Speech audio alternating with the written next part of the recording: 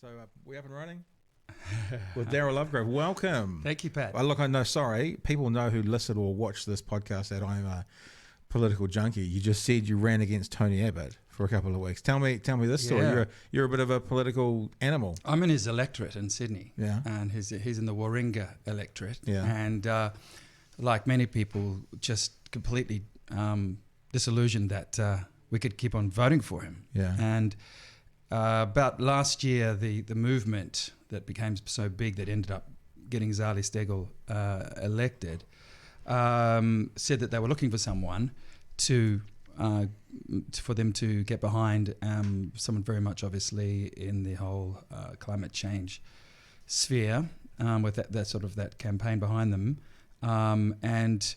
I was waiting, got to Christmas, and no one name had come up, and I thought, well, we've got an election coming up in May, and so I put my name forward over Christmas. Yeah. Did you do it because you thought you were going to win, or did you do it because you wanted that voice, like in the local? Because obviously, all the local body, or not that it was local body, but all the local electorates will have like a debate or a town hall meeting. Yep. So did you do it because you thought you could win, or did you do it because you wanted that voice represented by you in that meeting? I suppose a bit of both. More the former, more that I wanted the voice in that meeting. Yep. And I knew that there was such a groundswell of people who really wanted him out. He'd become a toxic brand. Yeah. And even those who people who really wanted to vote for Liberal were starting to bring themselves to realise that they just can't vote for this guy. Yeah. They want someone else, And obviously it's a very affluent electorate, and a lot of the old money is in, places like Mossman, and there's lots of money in Manly and all those sorts of areas. But there's a huge amount of people who are very, very cutting edge with the whole alternative energy. I mean, there's about 3 or 4 major solar companies right in Manly, just around near his office. And we just saw year after year, in the last 5 years especially, him just deny climate change and all those the other the major proposals. What's he thinking at the moment? What's going on literally as we speak? Oh, well, they honoured him with a dinner last year where everyone sycophantically turned up and called him the most wonderful thing since sliced bread, and in the liberal circles it was. But look, he's very popular in the electorate when he first got in, and he's the life surfer guy. He's in the voluntary fire brigade and the whole thing. Oh yeah, as you say that, I can for some reason picture a red Speedo Dick Tog photo of him running up the beach. Absolutely, and he all that going on for him. But he's just became a guy who lived in very much past decades and just refused to kind of see what was going on in the cutting edge area of science and where we're going as a society. And anyway, I was launched myself, I think about around the middle of January, and had 2 weeks where all of a sudden I was in the press everywhere, not everywhere, but all of a sudden people were ringing me up out of the blue, and what do you think about this, and what do you have to say on that? Is that something that you have an ambition to do? Yeah, down the track? I've always been a political animal, and absolutely love the political debate. I love the whole exchange of ideas. I wish it was more of an exchange of ideas rather than just such a tribal war. But I'd really love the 2 weeks. You realise when you're in that position how you have to sharpen your ideas that you want to put forward. I made a great series of about 5 videos, and I spent a lot of time doing them, and they received really well. I think that's what the key was, to come hard with the launch and the videos quite clearly outlining where I was, what I was wanting to propose. And it sounds like you were in the camp of, green energy, green environment. We are going to all be dead in 3 years' time because of climate change. Not so. You know what? Whilst I totally understand that, mine was purely on the argument of economics. Okay. The fact of the matter is that it's just now already is. We've already passed the precipice that it's now cheaper to simply build wind farms and solar energy, solar powered farms and wind farms and the whole thing, and it's just a cheaper thing to do than build a coal mine. So why are we doing it? Yeah. I totally get the moral point of it, but it's now become where it's almost like I think we can get rid of that, and I hope we can, because that just inflames people and just makes people get so tribal and horrible. It's just purely economics. It's just simply the best thing. And in Australia, we can create so much energy that we can export it if we're really right about it. There's this fantastic guy in Australia, a guy called Mike Cannon-Brooks, who's one of the two founders of Atlassian. And they've taken the world with their products, that computer software and programs and stuff like that. And he's like 34 and a billionaire already and all that sort of thing. But an amazing guy with new ideas and very much at the forefront of the whole idea of renewable energies being now something we should invest even more in, because we can actually become the world leader. It seems that there needs to be, and obviously if you are, as you say, a political animal, that resonates with me, then you probably keep an eye on America, as we all do. Always do. Yeah, so if at any stage you feel the need to call out a fake fact, we do have our fake news button here. Can I just... Oh, very good. Very cool. You're being rude. You're fake. So you're fake news. he always sits with us. Stop being rude. You're fake news. Because I'm slightly childish, I like to have toys to play with on the counter. That's what all these are. These are my toys to talk to people. And my God, what's that? It's called a mesmerglobe, and it looks like it's burrowing into the desk. Oh, of course, I get it. It's cool, eh? Very cool. Yeah, that's the catch cry of sort of every Western country at the moment. We could lead the way. Yeah. In America, you're hearing it from the left at the moment. We could lead the way, and I guess I wonder who's going to. And ironically, the guys that seem to be picking up with it at the moment are China. China seem to be incredibly invested in solar energy, solar power, and getting that technology. Whilst they're still not moving away, building coal plants. But if they can also, that means they can own both worlds almost. If they can build the technology, get the technology for exporting green technology, then they own it, and they're first. They are. That's right, and they'll do it larger scale. What we're looking at. So this is just a graph I just found. That's the cumulative megawatt capacity of Australia's solar energy. Right. So, you can see how quickly it's happened. It's, 2011 was Do almost we nothing. know like what percentage that is of the overall usage or anything? No, I can find that though. Yeah, you have a look, eh? That's Yeah, so I was almost going to say, as a light-hearted, sarcastic joke, which actually is inappropriate, about if someone could figure out a way to get energy from burning trees. Australia. I thought about Australia last night. Yeah, I know. I was there yesterday morning and it was amazing. Go to the airport, just the whole city and like a fog. I just honestly thought this and as you know, we just chat. Didn't have any clue we were going to talk about this yesterday. So it wasn't that I was thinking about our conversation. You were born in New Zealand, based in Australia, is that right? Yeah. I went over in '88. Yeah. You and Russell Crowe, travelled about at the same time. Yeah, well, Rob Guest, that was certainly. I went over with Rob Guest. Yeah. We got in we joined the original cast of Les Miserables. Right. We were going for a year, and we replaced some people who were leaving after that first year. And since '88, that's been home. Yeah. So when you talk politics, I'm going to come back to my thought. But when you talk politics, are you talking if you get involved, you want to be Australia, or would you think about getting involved in New Zealand? To tell you the truth, I think it's a fantasy, really. I mean, I love it, and I do. If there was a longer life, and I could lose the love of performing, right? Yeah, but I think that what it taught me was that when Zali Stegler came in, I realised, that's the one we're looking for. So you can, so I happily pulled out. They're talking about Bloomberg in the States at the moment with this $47 billion. Yeah. Maybe some people are suggesting rather than, and I'm going to bring this back to your support, rather than him getting involved in the race, his money behind the candidate might be a smarter way to do it. So it sounds like what you're saying is being involved in the political animal, but maybe from a support scene with your 47, maybe not your 47 billion, but you know what I mean? Working for the causes rather than being involved in the cabinet itself. Yeah, except I'm not very good at supporting causes because I found that my career, my professional life, I'm very unreliable in that sense, because I'm always, every week is so massively different to the next. I'm always at the airport, flying somewhere, going somewhere. I can never commit to you, anybody.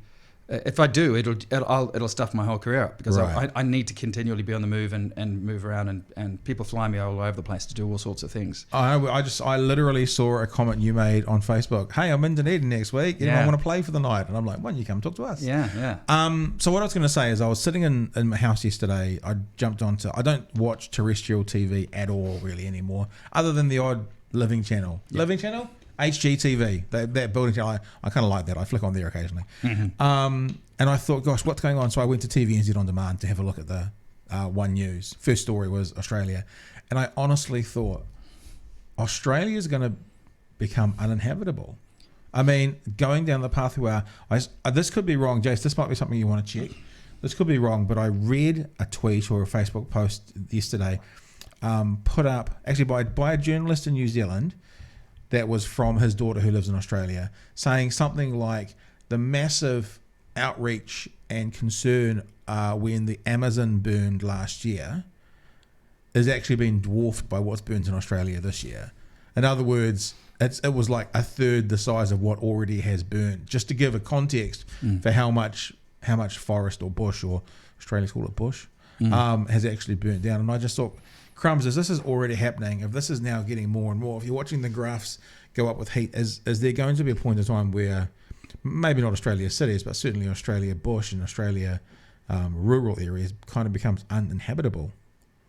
I don't know. I don't know enough about it. There's a tremendous lot of bush and forests in Australia, but then it doesn't take that long either before the dirt starts to turn a bit orange.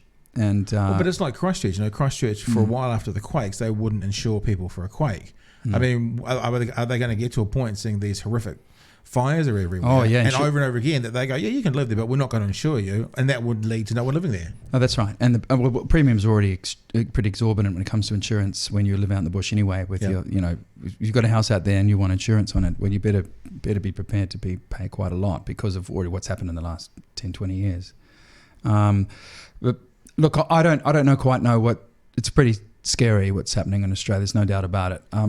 The debate over there I've read over the last 48 hours too is so ordinary and so disappointing that on both sides, right. I have to admit, the Greens are coming out, blaming the government because they haven't done enough action on climate change, and of course the Conservative government saying it's the Greens' fault because they discouraged the back burning of a lot of the foliage on the ground. Oh, so has Trump? Has Trump said get the rakes out yet? That'll be the next thing. Yeah, well, that's what always they turn to. They say the Greens stopped that. If they'd let that happen, wouldn't be such a raging fire everywhere because that's the fuel of the. Although in saying that, I don't remember which burn it was. It was probably 15 years ago, and I, for the first time ever got, and it was Australia, it was Victoria, I think. First time ever got the context for what a bushfire can actually be, because it's like when you're thinking about, if I ever was in the water for 6 hours, because I can swim, I'd be fine. You don't have that context of what it could mean to lead to it. And I never had the context for what a bushfire could be, and I distinctly remember them showing a bushfire going up a hill, and it went up a hill very quickly, far faster than anyone could run, and I went, "Oh, that's right." But I was looking into the stuff yesterday about the stuff, and yeah, they say that for every 10 degrees of slope, it doubles the speed at which the fire goes up it. Or something because it was going reading, out. Yeah, because I was really, I go down those rabbit holes. If anything going up, it's going to be. It just goes. Because I was reading because they're saying if you want to defend your property, and I was like, people stay and defend them. So I looked, and there's all these resources. There's literally PDFs from the territorial governments, saying this is how to defend your home. This is what you should do. Prep. At this point, you should stay. At this point, you should leave. At this point. Even to the point of saying if you live in the outback, you should carry woolen blankets in your car in case you get stuck in a wildfire and you face your vehicle towards the fire, duck down below the windows, cover yourself with the woolen blanket, and pray. You pray. And pray. Pretty much. But I was going to say with that one, the argument there as well was aimed kind of at the Greens, the Greenies, or the Green people, and they were saying in those communities now there are particular plants which actually fuel the fire that for a long time people had been culling, and there was a sector of the society that went, let them grow, and that was a part. And now I'm not blaming the Greens, but that argument it's not new in Australia, and they were saying that whatever these particular plants were, that sort of was regulated to cut, that there'd been a legislative change that they didn't have to anymore, was the biggest fuel for the speed of that fire. Yeah, unfortunately, I'm not really up with what's been happening in that area, but you're reading all about that now, of the blame game going on. But it's just bringing out I'm just really disappointed with the narrative that's going on, and of course the media grabbing whatever can to make it sound really controversial, and everyone's having a go at each other. If it bleeds, it leads. Yeah, always bad news. Because at the end of the day, I certainly buy the argument that there's not one difference. That if we close down all the coal-fired plants in Australia, it won't make any difference at all to world climate change. That's true, but that's not the argument that climate change exponents really think about. It's all about we've got to do our part, and with the rest of the world, and we've got to set an example. We can't just sit back and go, well, no one else is doing it, so we're not going to do it. It is. I mean, I 100% agree with you. These are fires at the moment. Holy crap! They even up north as well. I 100% agree with you. I do also think, though, as a part of that conversation, I don't know what the exact stats are, but I read something the other day that said something like 10 companies in the world produce half of the emissions.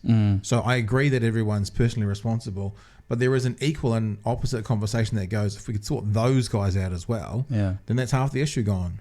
On top of our own individual personal responsibility. But those guys employ millions of people, and they're so important for their country, So it's not an easy thing to do. No, but the green technology is I agree with you about when you were saying this previously, and I remember at the last election in the States, and I think it was probably Bernie Sanders talking about how much each green employed person was worth, in other words, using green technology, and it was a far higher amount than staying in the coal mines. So actually, as you were saying before, there's an economic reason to move that way as well. Oh yeah, that's right. I mean, it used to be a time when the creation of wind turbines and solar panels was quite expensive. And now that it's just mass produced and a huge scale, that they've come right down. It is now, if you're talking about kilowatts, whatever they call to build a coal fired plant to create electricity for a region, you can look at the money that's going and the time it's going to take to build. That money, if you put it into solar panels and wind farms and hydro, you get far better coverage by spending that money doing green renewables. And of course, yes, of course, we need to use electricity to build those things. But once it's there, and it's not, and it's doing all by itself, just the sun and the wind, and of course with battery storage now coming on leaps and bounds, and it's being, because that was always the argument. But it's only good work when the sun shines and the wind blows. But now we're seeing with the battery storage unit the increase in the technology there that's solving the problem now. And of course I don't want to close down the electricity, the coal-fired plants. But it's a transition. We don't need to build any new ones. We don't need to build any new ones. We just need to now concentrate on renewables and stop thinking about the old ways. It's just too expensive. Tell us something, Jace. Yeah, so I was saying that I think for the last couple of years, according to this article, it's been slightly cheaper. So I think it was $40 for a current existing one. It was $40 per megawatt hour, and for coal, and then going by basically within the next bringing any new ones online in the next few years is going to be up to $75 a megawatt hour, whereas electricity prices are generating from renewables is going to be around $50 a megawatt hour. So it's going to be two-thirds the cost. Hence, I'm just not interested in the ridiculous argument about the moral kind of thing. It's the end of the world. Economics. And it'll take care of that argument. Just think of it purely as an economics thing, and let's move on. The first ever blog post I wrote was during the Labor government in their 9-year tenure under Auntie Helen. I was working for News Talk ZB, and I owned the website averagejoe.co.nz, and I wrote a piece, Average Joe, on climate change, because I didn't know anything, but I just went through and worked out these logical issues. And one of the things, it seems that would have been, middle of last decade, so 15 years ago, you know. And one of the points I made was things about vehicles, and obviously back then the technology was a lot was lacking compared to what it is today in electric vehicles. But I did the numbers again recently. I looked at a Hyundai Kona, fully electric vehicle. Get 450 k's out of it, and that's a fairly good run. I mean, a tank of gas will get me a little more than that, but not a lot more. Yeah. And I was interested. I was like, oh gosh, well, I wonder if this would be doable, because I look at what happens in America, people buying Teslas and stuff, and it seems to be quite affordable on a monthly plan. Yeah. That's because it's America. In New Zealand, that Kona was 80 grand. No. Even there was a bit of a rebate of 8 grand or something, but still 80 grand. The equivalent petrol powered one was 40. And so I worked it out based on the litres per thing. I could go around the earth 3 times buying the petrol version and do over 200,000 k's before I get to the price of the electric vehicle. And the piece I wrote 15 years ago was, if this Labor government is actually truly into this, then there should be subsidies. They should figure out a way to take off import duties, to do something to bring those prices to be comparable. Because what I was going is imagine if you could buy an electric vehicle for about what I'm spending on fuel and maybe what I'm spending on depreciation of my vehicle, that sort of thing, then who wouldn't do it? But it's just so far away at the moment. The other thing is, and this wasn't from the post I did, but that I've always thought, I plan to build one day. Maybe when the kids have gone, build a little 2-bedroom place. I would not build a house anywhere in New Zealand at the moment without water tanks and without solar panels. Even if, I would still be on grid, but I wouldn't do it without those two things. I mean, it costs you 3 or 4 extra grand to drop a tank in the ground. Exactly. And we've just had a headline here in Dunedin that is a mess. We have had a massive fire as well, and one of our water reservoirs has been tainted, and so they're talking about water restrictions through summer because of this massive water reservoir being tainted because of the fire up in Middlemarch. If you have a tank in the ground, then you've got your own water. It's more of a backup than a necessity, but one of those big tanks, 3-4 grand, drop it in the ground, it's then done. I just don't understand the mentality of how we're continuing, and I wouldn't class myself as a massive sort of user of green technology, but I can just see the sense of it. Yeah, exactly. And I wouldn't build a house. I wouldn't build a house without solar panels, and I wouldn't build a house without dropping, even if it was a small version, but a water tank to gather rainwater. I just think that's sensible. Yeah. So again, for me, that's not a morality thing. That's just like, well, that makes sense. Exactly. You exactly. add another. We will get there. It's just slow. It's just slow. You add another 10 grand to a $300,000 build, and you've got renewable energy on your own property. Why wouldn't you? It just seems to make sense. The US, just as a side note, I think they're about to wrap it up or something, but in the US you can get $2,500 to $7,500 per vehicle incentive to buy electric in the US at the moment. Well, that's the other thing I drove in Tesla the other day. Oh, did you? Yeah, very cool. Go to ludicrous mode? 0 to 100 in 3 seconds. The new one, the Roadster, I watched Elon's about the new Roadster coming out next year, 1.9 seconds. 1.9 seconds. It'll be the fastest vehicle ever. I was sitting in the back seat, and I wasn't sitting back properly. I was kind of like, because I was looking, still, we've only been in the car for about 2 minutes, and I'm looking around, I won't look in there. And he goes, and he didn't even tell me, went around this corner, and then there was just a straight, and there was no cars, and he, boom, I just went, boom, like this, just pushed right back. And then he quickly slowed down. I recently realised, wow, I didn't know that they were that powerful. Well, we were talking about this the other day when you watch people go in those. Yeah, well, we were talking about on the road trip to Queenstown. We were saying that we're talking about the Tesla literally in 1.9 seconds in the acceleration. And I'm a bit of a physics nerd, and said that the acceleration due to gravity, if you were to drop a Tesla out of an airplane, would be slower. It would be half the speed. Yeah. Basically, falling out of an airplane, you accelerate at about 3.6 meters per second. Yeah, right. 3 points. It's about the equivalent of accelerating 0 to 100 in 100 kilometers, 60 miles per hour, in about 3.5 seconds. So anything faster than that is faster than gravity. So at 1.9, and so I said the physics of it means that if you built a platform on it, you could lean during the acceleration period, which is only a couple of seconds. You could lean at like a 75 degree or so, like a 66 degree angle. Like that, and not fall over because the acceleration is pushing you into the platform more than the gravity is pushing you down. I was more intrigued. You get those. You sit inside like a capsule, and they stretch the rubber bands up, and they fire, and people pass out. Yeah, that's right. And I wonder if you're going to get these Teslas that people are going to take off And then Jace pointed out always was the blood the blood draining away wouldn't be the same as anyway. But then I think all the kids will be leaning forwards in their Teslas, and then they'll be getting like all lightheaded and feeling all euphoric, and so they'll start this new craze called Tesling or something like that. Do the Tesla Do the or Tesla, hashtag Tesling. The Tesla challenge where you film your mates passing out when you accelerate or something like that. So I think that there's, and I mean maybe a lot of people won't agree with this, or a certain sector of society won't agree with this, the idea of subsidies and that kind of stuff. But the idea of my blog post 15 years ago was simply, if the government truly accepts and believes this, there are things that can be done.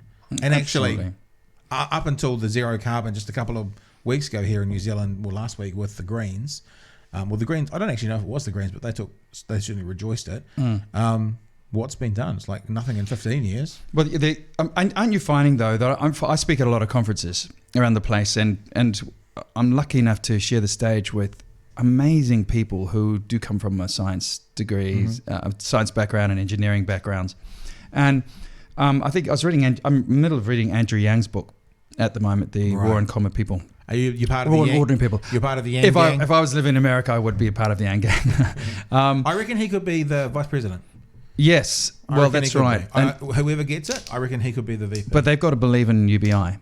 They have to change their mind. There's no point in having them as a vice president unless you go for UBI. I think if it's someone like... No, I'm sorry. You keep telling me a story. We'll talk about what I think of it. But you're telling me a story. Reading the book. Yeah, reading the book. And he was saying that really the thing about what moving forward, this thing about moving forward, you said things just weren't being done. Yeah. I'm finding that the ideas are so there, the fantastic ideas, that somehow there's a disconnect with people in government, because there's just people, when you think about it, in America, Australia, and New Zealand, all they're doing is either working really hard to get the great 6 p.m. news soundbite all day. Yep. They've got the talking points in the morning, and they just spend the whole day on the talking points. They're in either in the capital city working together to try to work out how to do over the opposition, or if they're in government, how to just as I say, get the message consistent and everything. Or they're out fundraising. They're not meeting the people who go to conferences are. They're not seeing enough futurists. They're not seeing enough people who actually have come from the science labs and done the social experiments and it's so it feels like that they're just dragging them kicking and screaming. And with these new ideas, and this is Silicon Valley, and that's why they have such a high contempt for Washington. Yep. Where they kind of like, they know that now and then they have to engage with them to get money or some sort of government regulatory thing happening, but really they kind of like, let's just move on and do what we do, and we'll just move on again and succeed without the government, because they're so behind, and there's this. The government's just not kind of looking at what ideas are out there that we can take and make work for the betterment of our country. They're just so ideologically driven with their own tribe, and of course it's so important that they be seen to be different. So if your opposition comes up with an idea, you have to you're almost like in this spellbinding thing where you have to do the opposite. Great example in Australia is our NBN. Malcolm Turnbull, would have been a huge proponent, I think, for Labor's. So just explain the NBN. What is the NBN? It's the National Broadband Network. Okay. It's the internet. I'm not a scientific guy, but it's the. Is it bringing high speed? High speed especially internet to rural areas, that sort of thing. All that sort of thing. Yeah. We went big time with it last 10 years. But Labor, under Rudd and Gillard, had proposed this, and they went to an election with quite an elaborate one. It was expensive, and of course the Nats automatically said, well, we can't agree with that, so we're going to come up with cable to the wire, whatever, I can't remember the thing was, which is not quite the same. Things are going to go to the street corner, and that'll be enough, and then that'll go to each person's, but with only kind of like not nearly the same kind of coverage. Yep. Whereas Labor wanted to go to every house and without the copper wires and a way of doing it. And and the country was wanting to punish Rudd and Gillard, but they kind of liked this NBM idea of theirs. But they went, so they went with Liberals, and who have just absolutely spent billions of dollars, and no one's internet is any better. And we're like sitting there just going, what the hell just happened? What just happened? It's because I remember at the time is that Abbott was Prime Minister, put Turnbull in charge, and they had to come up with something which was different, for the sake of being different, no other reason. And they said, oh well, ours is better and it's cheaper, and it's and we ended up getting, it's just a celebration of mediocrity like you've never seen, and I'm finding this is what's holding us back. I think, I don't know too much about Australian politics other than the headlines that you get internationally. But one of the things I quite like in New Zealand is it seems that if something's incredibly popular, the other side will pick up on it. And the perfect example is going back to the previous Labor government. They had working for families, interest-free student loans, a whole bunch of these policies which are very left. National gets in, and one of their promises is not going to change any of that. And obviously, part of me kind of thought, well, if you're actually truly a centre-right to right party, then you wouldn't embrace those. So I'd actually rather you came out and be honest and go, we're going to change that. But another part of me went, well, actually, if it's what the people want, they're going to stick by it even though it's not their core beliefs. I think it's kind of cool. Isn't one of the great stories in New Zealand, following what you've just said, is the honouring of the treaty by the National Party?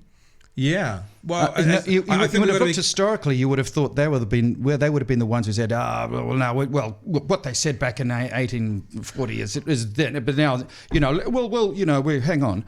No, you would have thought Labor would be the ones, right? Well, it's time to honour the treaty, But National were in Cameron and John Key, and in the days of Doug Graham. Was it Doug Graham? Sorry, Grant Finlayson at the last lot. I don't know because I don't know if you know much more about it than I do. But sure, but I'm looking over from the Tasman, looking at all this going on over the last 20 years, and I think the great thing is that the National Party did it. You wouldn't have thought traditionally they would have honoured it to the degree that they did. And I think that's a great thing for New Zealand. That's a great thing is that a Conservative Party actually honoured something like that, where in America, Conservative governments have not honoured any treaties with Indian tribes or one of the differences is there's very few treaties out there. And I got to say, just as a little bit of a caveat, not to be too much of a lefty liberal here, but honouring the treaty, even though there's a little conjecture there. I mean, there was a lot of Māori who are there. There's still. I know it's still a work in progress. I get all that, but my understanding is there's a few tribes on the border between Canada and the US that have some individual treaties with them. But really, other than what we have, there's very little in the rest of the world. And it seems like what happened is, well, I know what happened. There's a very interesting book called Bible and Treaty by an author called Keith Newman. Yeah. And he very, very clearly spells out these Christian missionaries that came over and basically went, hey, we got to do it differently in this new country. We can't just go in and slaughter all the natives. We've got to do it differently. We've got to work with them together. Yeah. And that's sort of one of the basis of this agreement. And it's, as you're saying, for the first time ever, it's not going to sound very good about the left, but the first time ever I kind of thought, well, actually, the group that I would expect to honour a contract would probably be a Conservative party rather than a Liberal party. And actually, the treaty is a contract. So there is some. I know traditionally they'd be the ones that go, "Well, we're not going to be held to account from 200 years ago." Yeah, I would think they would. Well, I think the argument was making not that they wouldn't honour a contract, but they would play with it. They would say, "Well, it's a new era now," and and kind of that kind of stuff. And but remember Don Brash in the middle of last decade and his One Nation speech. This is the thing. So Don Brash is my classic example. Is that he probably, if he was still a voice at the time, yeah. He wouldn't have been. Was he the leader of the Nats? He was the leader of the Nats, and he went. But he wasn't Prime Minister at the time that Doug Graham was. No, but he went through. He made a famous speech in Ottawa where he talked about one people under the law, and his numbers went through the roof. So what you're talking about is cool. I agree that it's cool under John Key that they worked towards settlements, but it's a very new thing in the National Party, and the reason people like Don Brash, bless his heart. And others, there's a thing called the Hobson's Pledge at the moment. I'm going to bring up the Hobson's Pledge, bro. And the Hobson's Pledge... We probably just still lost our audience who wanted to hear all about the show business. Well, that's what we're going to be there soon. That's what we do. There's a thing called Hobson's Pledge, and the reason it's a racist pile of shit... Right. is because it talks about we are all one people. We are now one people. But the only thing it talks about, as you can see, is any race-based discrimination. So they're whinging and moaning about race-based discrimination, Māori seats, treaty settlements, that kind of stuff, and saying because we want to be one people under the law. Oh, yeah. Now, they're perfectly happy with a 65-year-old to get a pension. That's not one rule under the law. They're perfectly happy with a disabled person having a special car park. If we truly were one people, there should be no differences whatsoever. So the reason this is a racist pile of shit experiment is because they're only saying we want to be the same when it comes to race. Anything else, we can be as different as we want. And that's why this thing, in my humble opinion, as an honestly held belief, to stop being sued, it's my honest held belief, is a pile of racist shit. Because they're saying, let's all be one, and they're talking about, we don't want brown people to get those benefits that I can't get. But they're happy for other protected groups, be it women, disabled people, age, they're all protected groups under the law, to still have privileges that the rest of society doesn't have. That's why I don't know anything about that. So you can see it says here, it's talking about any race-based discrimination. That's all. So if it's age-based discrimination, fine. Yeah. If it's gender-based discrimination, fine. But if it's race-based, not fine. That's why, in my humble opinion, that's a racist pile of shit. Okay, there you go. Hey, look, let's pivot, as they say in political worlds, because you are primarily known as an entertainer. Yeah. I think we put up on our Facebook page about Jesus and Jesus Christ Superstar John Lennon and what is it? I can never remember the title. Looking through a glass onion or something. Yeah, looking through. Don't even understand the title of that. Oh, it's a song from. It's one of the songs. Yeah. Okay. Looking through a glass. So onion. you've been Jesus, you've been John Lennon. It's like, what's next? Well, I haven't actually done a show for Mother Teresa or what's next? Technically, that means that because John Lennon's bigger than Jesus, isn't he? So that's what the Beatles said. He got a big trouble saying that. What was the line I used to say? I never said we would be bigger than Jesus or anything. We were just... I can't even remember the line now. It's too long ago. It's 2019 years. It was 19 years ago. But I said to Jace as you were coming in, you seem to be a grinder. Yeah. Because especially across Australia and New Zealand, there probably aren't very many people working in musical theatre, working in music genre, whatever, that make a good living out of that. But you seem to have carved yourself a little niche with the MCing, with the three waiters. Yeah, huge. And the reason you're in Dunedin, I understand, is you're getting on a boat. And are you Julie the cruise director? Are you doing the whole singing and dancing? Is that what it's about? I get it invited about 4 or 5 times a year to be the guest entertainer on a cruise, and I love it. Yeah, I do because I absolutely love it. It's my little holiday, and I go in and do a show, and even sometimes 2 shows, and I do it purely narcissistic reasons of having a great time on a cruise. So that goes from Dunedin. This one's Dunedin to Hobart, and it'll be about 5 nights at sea. Okay, and what you do like an hour show each night, and then the rest of the days? Oh no, one night. Just one night. Yeah, and I found out yesterday I'm on Saturday night. Right. And I'll do one show twice. One at about 7:30, one at 9 o'clock. So in other words, 3 or 4 days. The rest of the time, I'm just taking it real easy. Yep. Yeah? Yep. That's cool. It's fantastic. It's really good. I just love it. I try not to do too many. Obviously, most of my work is on land. Yeah. And I'm not a full-time cruise entertainer like most people who do that thing. I just come on and do the odd one. And I also perform with one of my corporate acts called the Leading Men. And we do a few as well, which is it's a lot of fun. All the guys get together and we just have a good time. So did you just say you do like 4 or 5 of these cruises a year? Yeah, actually probably so once 3 or 4. Once every quarter. Yeah, pretty much. That's nice, and it's basically a little break for you with an evening of performances. Yep, just one evening of performances. That's it. Unless something be a bit longer. I don't like to go too long on them. Sometimes I might do like an 8-dayer, and I might do the 2nd and the 7th night, but 2 different shows. Yep. Yeah, and it's good fun. And you're Brendan's brother? Yes, indeed. Yeah. Yeah. We grew up together. Older brother, eh? Yeah, we're 4 years apart. Yeah? Yeah. I was going to say, I don't want to be disrespectful to Brendan. I've got a few of the 7 days. I've got Di Hemwood from 7 Days coming in on Friday, but I think you got the good end of the genes with the looks in the family. It's like he's lived a bit of a harder life than you. Oh, he's come through it pretty well. Yeah. I'm not going to say anything about that. No, Brendan's just amazing. I watched Brendan was just I just can't believe it. You know, he's just a guy who believes in his craft so much, and he's an amazing comedian. He's amazing, and I've seen him in London. I've seen him throughout England and the jongleurs circuit. I've seen him in Australia, and of course I've seen him here.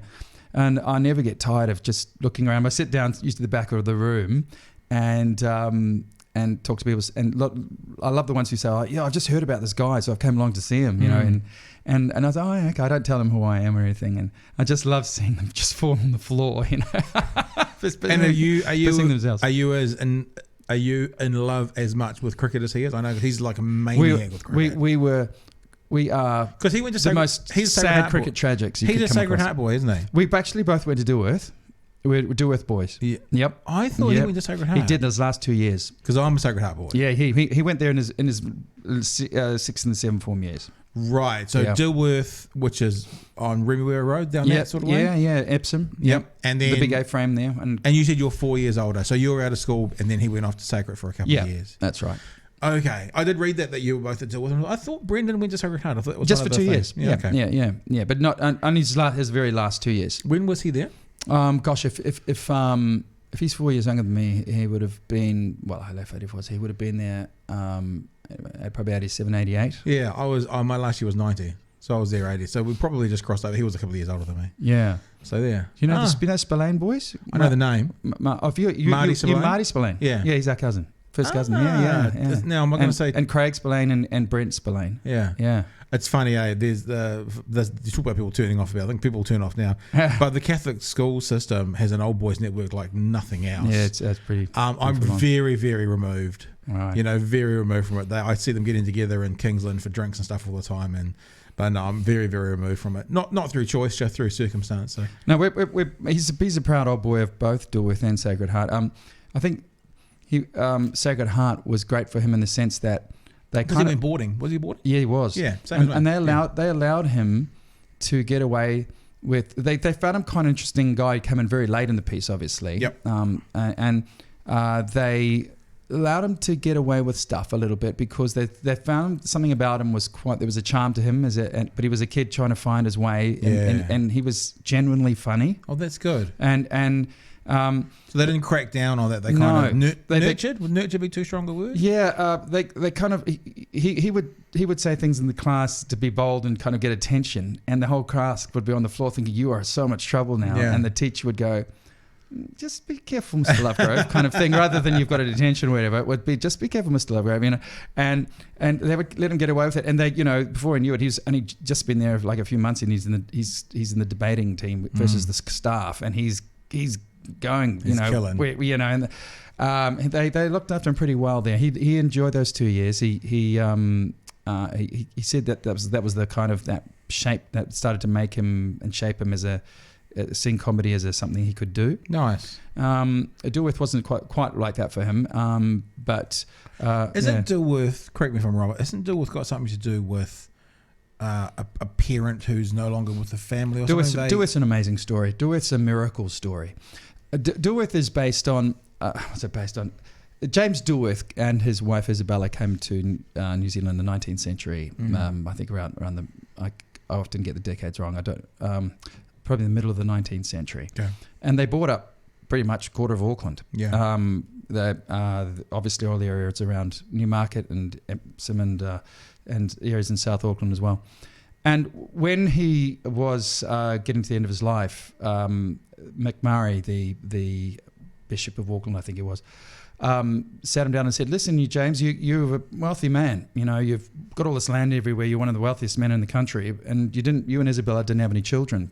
Have you thought what you're going to do with it? And because you didn't have any heirs to give it to, there's been a bit of a falling out. I believe there is falling out with family. Sweet beard. Yeah, he came out from Northern Ireland. He went to the Royal School of Dungannon in Dungannon and the County Tyrone. And there's Isabella, and that's the very first homestead. And anyway, he talked him into basically creating a school, and opened in 1906, some 10 years I think after he actually died. But Isabella was still alive, and she was kind of the first sort of matron really. And it's to get into the school you have to come from straitened circumstances, and that might mean some boys actually do have mum and dad, but they're in bad financial situation. Right. They got problems, issues, and or you come from a broken home. Early days, it's almost close to an orphanage, really. Right. And they were even bringing people up from Northern Ireland. But it's grown to be this extraordinary school where you're given, a full-on education for free.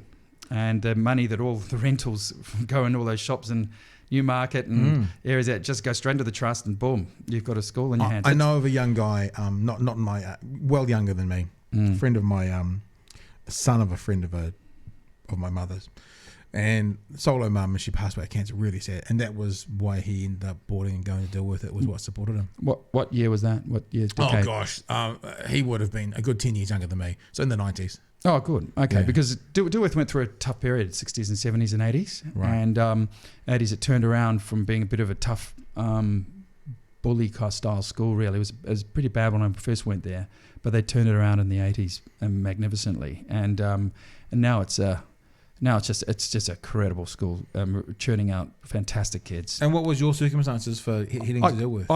My mum and dad separated in 73. And Brendan was about 2, and I was about 6.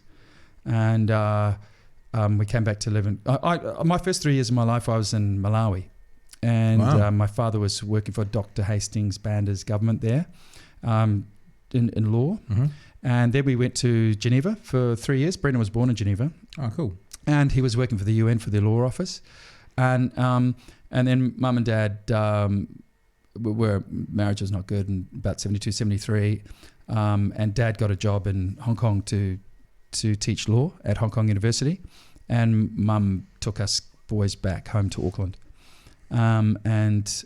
We visited him twice a year from 77 to 83. Mm-hmm. That was a great experience. So I always consider myself to be this incredibly fortunate to have grown up in Africa my first 3 years of life, Yeah. in Blantyre and Geneva, and then having New Zealand experience, but also the Asian experience in Hong Kong. And Dad married a Chinese woman, Right. my Dominique. She's a fantastic lady. So I used to be a blonde-headed baby, and we had a cook and a nanny and all that sort of thing. And they'd take me down to the village, and I had the blondest hair, so I'd go to the village, and everyone would just always come up and want to touch me and my hair. And I was apparently a little bit of a prince. I'd walk in, sit up, right, I'm ready, I've arrived. Touch me now, You may kind of touch thing. me. Yeah, kind of thing. So it was amazing. First sort of 6 years of my life. And it seems with work that you're doing now, the kind of travelling hasn't stopped. Yeah, no, I think the day it stops is I realise, whoa, we're in trouble. Yeah. Yeah, but the Geneva experience was incredible. How old learning a were bit you of through French. I was 3 when I got there, and about 5.5 when I left. Okay. And I went back to Mee. There's a little village called Mee, M-I-E, just about 15 minutes up the road from Geneva, just off Lake Geneva itself. And learning French there, and having a teacher who used to grab me by the ear, Darryl, and it was apparently I got really good at French, and then I sort of lost it all. I used to speak quite good French as a sort of a 5-year-old, but I just lost it all when I came back. And I was going to say with you and Brendan as well, have you guys ever performed together? We're kind of different skill sets slightly, but still performers. Yeah. No, not at an event. We did the original, we did the recent fundraiser for the television special directed by Nigel Godfrey. That's not this is who we are concert at Sky City, and he put it together in the space of a week or so, and I came over with my daughter Harmony, and we performed on it, and Brendan performed on it as well. But that's about probably the closest we've ever sort of performed together. How old's Harmony? Harmony's 19 now. A lot of people who follow me would follow her. She's just an extraordinary kid now. She's was on The Voice Kids, which was over here. She became quite well known, and it was the Australian Voice Kids. So but this is was shown in New 3 Zealand. years ago. Let's have a listen. Yeah, she's extraordinary. Something is not the same. I'm through with playing by the rules of someone There's a certain else's voice that you can hear really works for musicals. Oh, Stage yeah, shows now. yeah. She's got one of those voices. She does, but she's also incredible rock singer as well. Yeah. She's one of those people who can just basically copy, can do anything.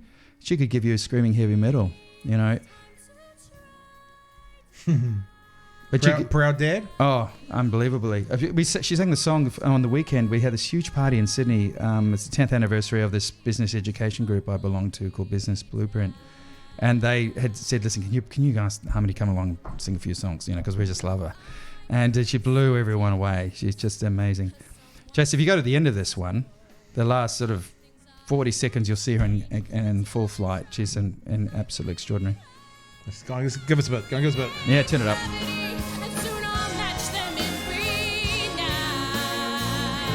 Wow. Nobody in all of us, no wizard that there is or was, is ever gonna bring me down. 16. Yeah, Wow. she was at the time.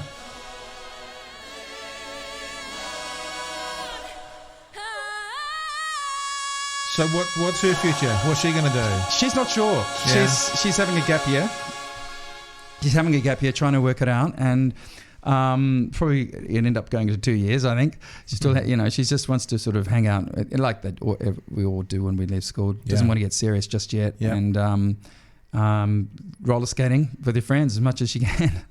Like roller skating? Roller four skating. Wheels? Yeah, not 4 wheels. Ah. Yeah, she loves all that. And is it going to be something in music? Is she going to do university music? Or? No, she's not sure. She doesn't. We're not that keen. I'm trying to get her to go to drama school. Yeah. I think she would really find a tribe and be immersed in all that stuff that she loves. Mm-hmm. But funnily enough, she doesn't really want to do it. She's like, nah, because she wants to be available for shows now. She thinks she's going to miss out on something. She takes 3 years off to do a course, and so I don't want to push it too much because I just want to do what she wants to do, and be happy. But it's hard though when you see that. You're going, if I was you, I'd go straight to drama school. I really would. It's funny, eh? So here's my terrible fucking interviewer question. I watch. I not to be arrogant about what we're doing, but I watch people being interviewed and I go, oh God, that's the worst question in the world. But now I'm thinking, here's the worst question in the world. So it is one of those things. But I am interested in seeing how you've just worded it like that. It's like you look back on your career, what would you change? What would you? I mean, because I think lots of things about that with me as well. It's like what I would have done differently. And you look at someone who was okay. You 25 years ago, or you 20 years ago. What advice you'd give them? How would you change it? Oh God! My biggest regret. I feel ill having asked that question. No, it's actually a really good question. Yeah, I know. I think about it. I think about myself. I was the only regret I've ever had is that no one was there to mentor me like I am there to mentor her. And she has other people who are here as well. But no, I wish someone had said to me as a 15, 16-year-old, Daz, you need to get on a plane, go to London and join a band. Right. I should have done that. As at 84, I left school in 84. I wish someone had said, what are you doing here? Go to London and get into a band. I just wanted, because I've always been a frustrated rock and pop performer. And I know no one makes any money out of it. And even those people who did get a deal, they ended up owing the record company and all that kind of stuff. I know all those stories. When you say frustrated, you mean you've had a lot of success on stage, but there's a part of you that's always wanted to be the lead singer of Coldplay or whatever. Yeah. You too. Yeah. I just wanted to have a chance of at putting an album out, whether it's a soloist or a band, lead singer of a band. And so I had to fall back on musical theatre really and acting as well, straight theatre. And if anything though, probably since that other side never happened, the best thing I probably did was actually the very first thing I did was very conservative and go and learn train as a primary school teacher. Right. And I did that, and I do fall back on that now and then as a substitute teacher when it's all a bit quiet. When it's all a bit quiet around the place, I can always do that. Just ring up a few schools and bang, I'm working. And I do enjoy that a lot because I come from an education background. My grandfather was the principal of Auckland Teachers Training College, and he ended up doing 10 years in Ethiopia for Haile Selassie, setting up schools and training colleges. So I do come from that education background. But my regret would be that. And even if I, came back with my tail between my legs, 1 or 2 or 3 years later, having tried everything and not succeeded, at least I could have said I gave it a go. And when you're 20 and you're basically dossing down on friends' floors, now who cares? Who cares? Yeah. I mean, so what's stopping you doing that now? I've worked out a long time ago that's a very, very, very young man's game. You're over the hill by the time you're 23, really. Yeah, It is, mate. You've got to make it in that pop world. Okay. You've just got to be Here's what such we're a gonna youngster. do. Jason, can you Google this for me? People who didn't make it until their 40s. You'd be amazed at the list of people. What in contemporary music? Everything. Every aspect of life. Oh no, there's plenty of people who made it. No, I'm talking about contemporary music. I'm talking about contemporary pop music. So I look. I think that if Gorillaz, remember Gorillaz, the cartoon band? If Gorillaz taught us anything. That was the lead singer became a singer of another band, didn't he? I think so. It was actually the Gorillaz was formed. The lead singer, a whole bunch of them were already musicians. I think a couple of them were from Blur. That's right. One of them had his own solo career already, so they're already well established within their own career. So they went incognito. Yeah. I just think, look, I hear what you're saying, and look, I'm sort of doing a similar thing right now, where this is what we're doing here, is what we're trying to build in my 40s. But yeah, I think if a dream is a dream, you shouldn't drop it. No, I mean, there's nothing stopping. There's nothing. I had a lot of pressures from my family and the like to kind of go and do something serious and fall back. So and I have been able to fall back on it. It's great. But I don't, the big picture of things, like I'm not complaining about anything. Do you write music and stuff? Do you write songs? Yeah, I do.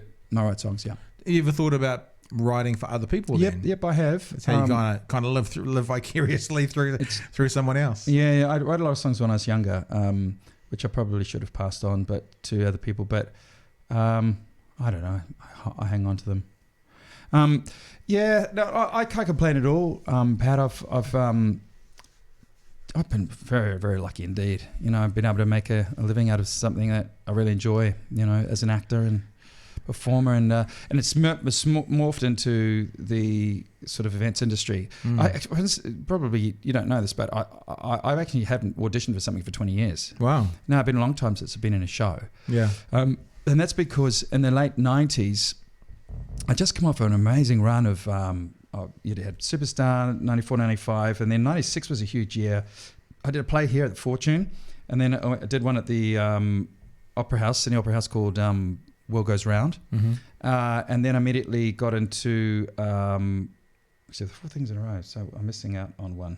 The Fortune Theatre. Then I was in Sydney at the Ensemble Theatre doing a Dave Williams,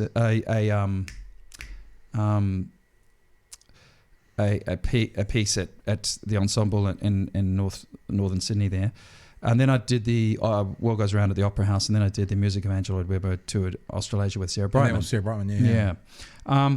And so I'd come off this amazing year, and then I was flying with a guy called Mark Bradley, and we'd been mates for quite a few years. And one day he walked in and he said to me, "Mate, do you know any opera?" And I said, "You know me, I'm a bit of a rock and roller. I can sort of do it as a party trick." And he said, "Well, it's just that I just got this gig in 2 weeks' time, and I just need an opera singing waiter." And so I'll give it a go. What the hell, I'm not doing anything at the moment. Yep.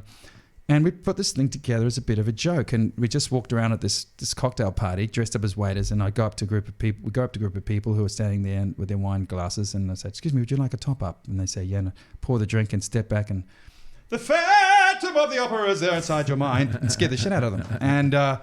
And we walked around the room, and we all got together and sang. The three of us would do it one at a time, and then at the end of the evening, we'd come together and sing 3 arias together. And we didn't think much more of it. It was a great night, and didn't think much more of it until about a year later. I was in Adelaide with this guy, and we'd just done this. I'd performed with this group of people for this drug company. They were doing a big launch in each city of Australia. And it was the last night was Adelaide, and we're sitting down and getting a bit drunk. And then I remember that thing we did the year before, and this was the guy, the big event planner who put on the show. I said, "We did this thing, walk around serving drinks and kind of, I don't know, frightening people." He said, "That sounds great. Can you put something down on a piece of paper? I think I might have a gig for you." Oh, okay. Went back to Sydney, grabbed Mark, we wrote something down, submitted it, and sure enough, we got this gig. And we worked on a bit more, suited to a sort of a sit-down dinner format. And that night was in Perth, and Kings Park in Perth, and it was the response was just incredible. And we realised, Mark and I, because they only wanted 2 of us that night, not 3 of us. And as we were flying back, we thought, we should actually give this a bit of a go. This is something there. Yeah. And little did we know, the whole thing exploded in our faces. And it became very, very quickly the hottest corporate act in Australia. So fast that within 2 years, we were getting to sort of 98, 99, just like wildfire. Everyone had to have us. And I had to stop and go, well, hang on, am I an actor or am I running this thing?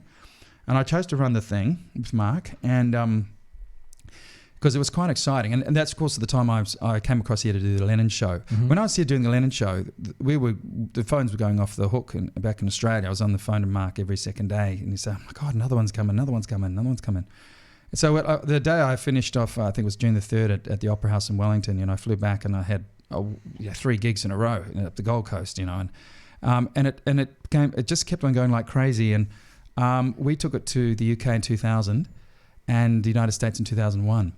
And to cut a long story short, it's done more than 13,000 shows. It's been seen in 90 countries. So is it now like franchised? No, we never franchised it. So it's still the core company owns it in Australia? Australia umbrella company, and there's a company set up in England, one set up in the United States.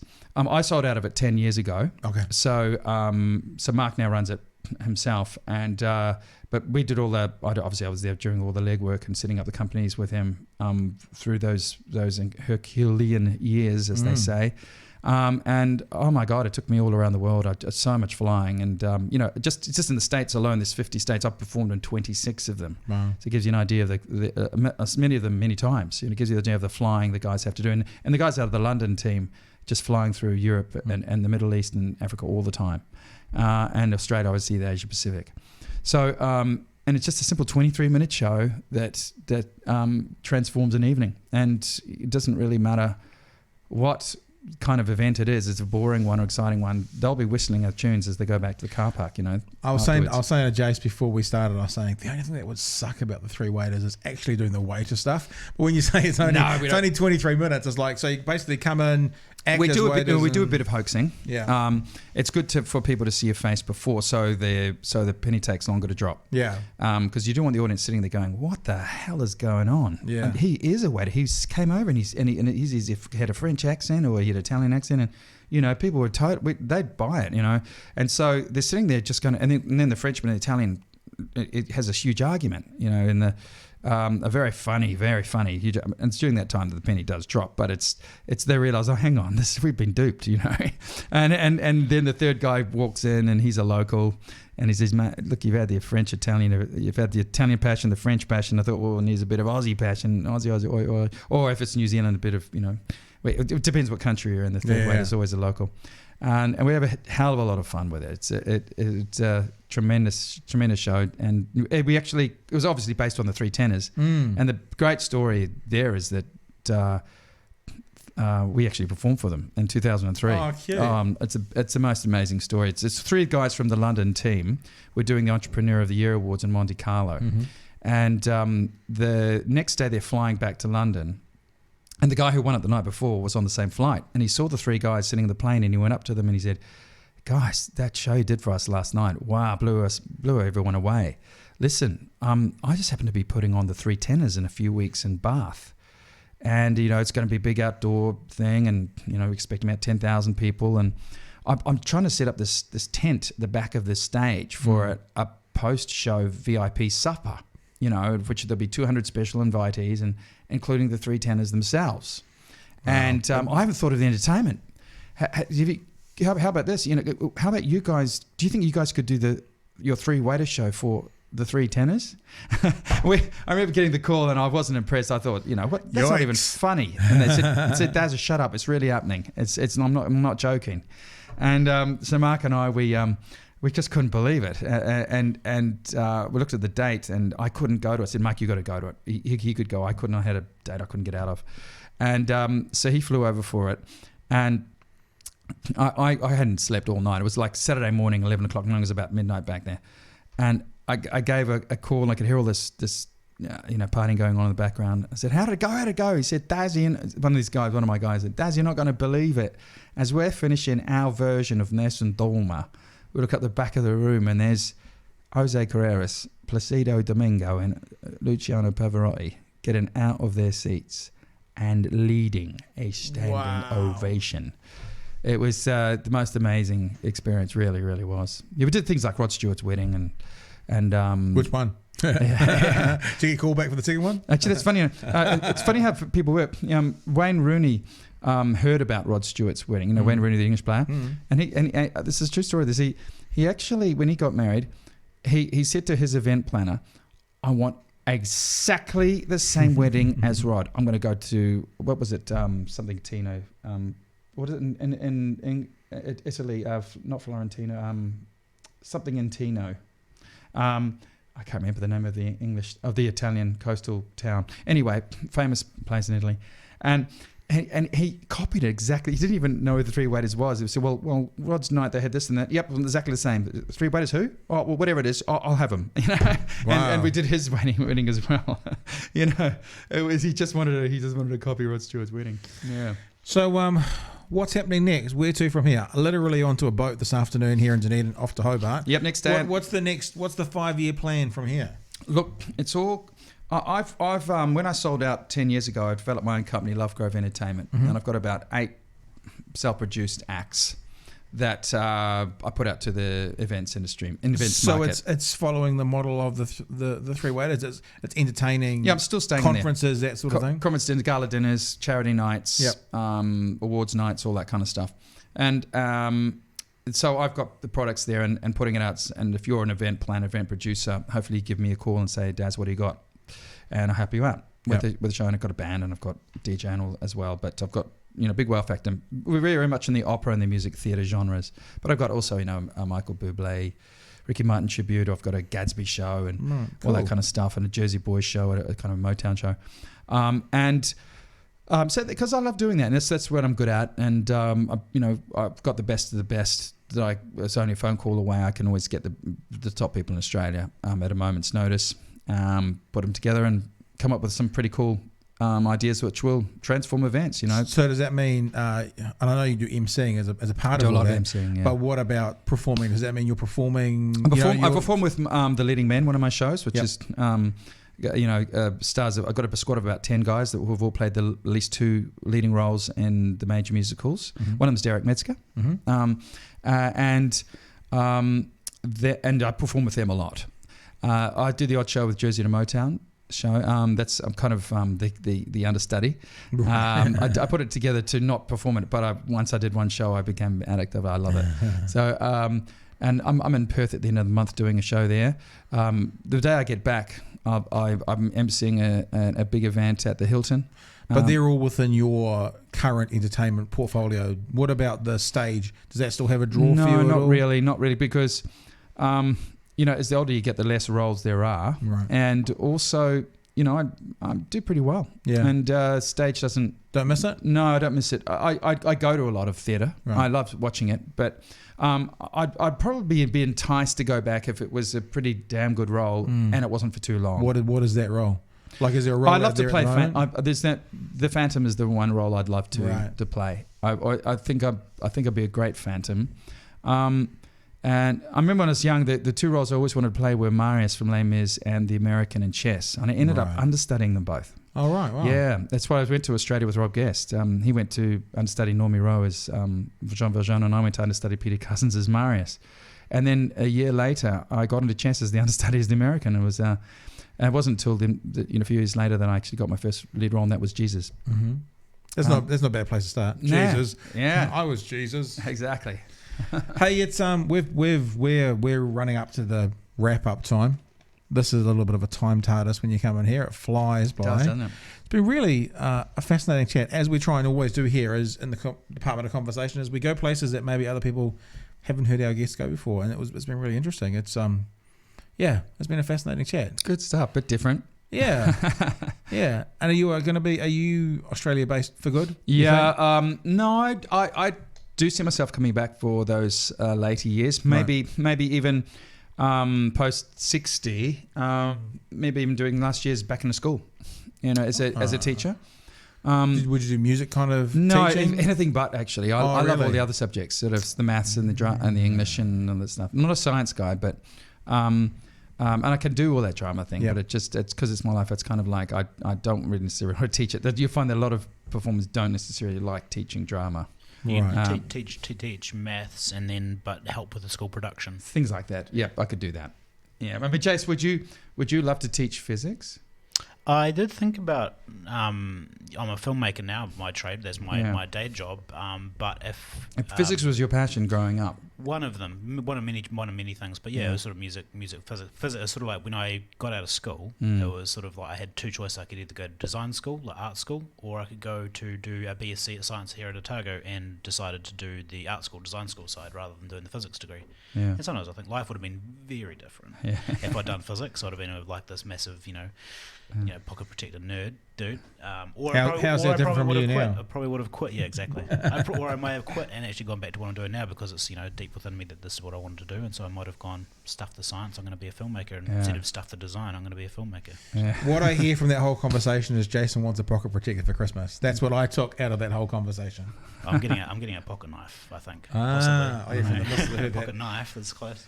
Hey, thank you so much for coming in. Thanks, mate. Enjoy the trip to Hobart. Indeed. And if you're ever in town and you're looking for someone to have a play with for a morning or evening, we have people on here as often as they want to come. Fantastic. Darryl Lovegrove. Good to meet you, Pat. Thank you, sir. Thanks, Jace.